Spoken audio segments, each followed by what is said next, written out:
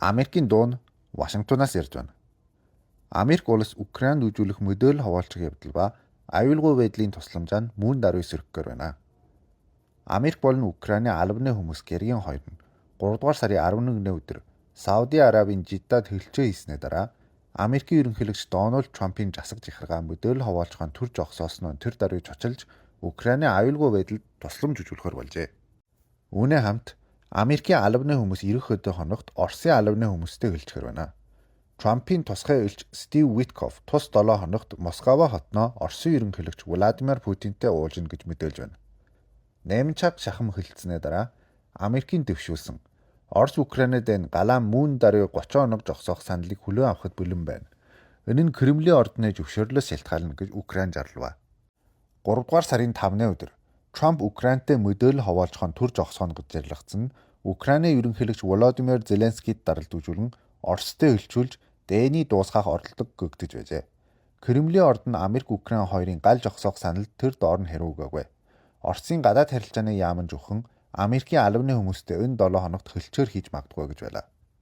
Жиддад байгаа Америкийн төлөөлөгчд нь Америкийн төрийн нарийн бичгийн дарга Марко Рубио болон улсын аюулгүй байдлын зөвлөх Майк Волцоор ахлуулжээ. Одоохонд ерөнхийлөгч Трамп жуулчилж дээнийг түргэн дуусгаар чармааж байна. Энэ дээн нь 2022 оны эхээр Орос улс Украин руу бүх талаар дүрмхэлснээр үүссэн билээ. Зеленский гэргийн хоёрт болсон хуралд оролцоогүй. Украины талын төлөөлөгчөөр ерөнхийлөгчийн хамгийн газрын дарга Андрей Ермак, Украины гадаад харилцааны сайд Андрей Сибиха, Батлан хамгаалахын сайд Рустем Умеров ба армийн командлагч Павло Палисанаар оролцжээ. Рубио гэргийн хоёрын орой сурвалжлагчид төлөвтөн дээнийг дуусгахаар Украин боттой нэг алхам хийлээ гэжээ. Рубио хэлэхдээ өдөгөө бид өнөх нөхцөл болжлон Оросын албаны талд өгөхийг хүсэж байна. Тэд зөвшөөрөх болно гэж бид өрмөлжилж байна. Бөмбөг тэдний талд очоод байгаа гэжээ.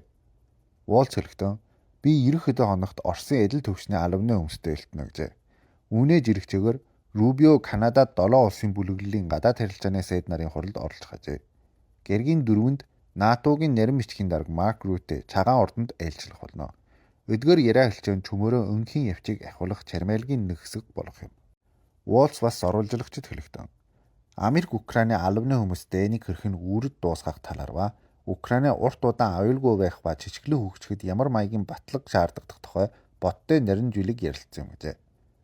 Хэлцээ хийхээс өмнө Ермак сурвалжлагчид хандаж Украин өнх тайвангийн төлөө байдаг чадлаа гаргахад бэлхэн байна гэжээ. Уурхайгийн гэрөө юу? Цэрэг живсгийн тусламжаа үргэлжлүүлэх хүсэлтэй. Болжлон гэвэл Украины түүхээ мачаарлыг олж авах явдал мөн гэж Трамп илэрхийлээд байна. Газрын ховор элемент никель ба литигийг багтаасан 40 гаруй төрлийн эрдэс баялаг нь Америкийн эдийн засаг ба улсын аюулгүй байдалд маш жангалга болдог гэж үздэг. Украинд уран, лити ба титаний уурхайгийн баялаг ихтэй билээ. Гэргийн хоёрны хэлцээний дараа хамтарсан илэрхийлэлтэд хоёр тал нь Украины жангалгийн уурхайн баялагийг нөө ашиглах бүх талын гэрөөгийг аль түргэн байгуулж Украины эдийн засгийг үргэтгэн Украины урт хугацаагаар жижиглэн хөгжих ба аюулгүй байхыг батлах дээр санал нийллээ гэжээ. Трамп Зеленский хоёр түрүү сард энэ талын гэрөөд гарын үсгэж урахаар байсан боловч гэрөө үжиглэх явдал нь 2 дугаар сарын 28-ны өдрийн хорчтмол уур амьсгалтай Жован танкмын уулзалтаас болж чутлагдсан юм. Рубио тушаал гарснаас хойш Саудигийн Арабт 2 дахь удаага ээлжилж байна.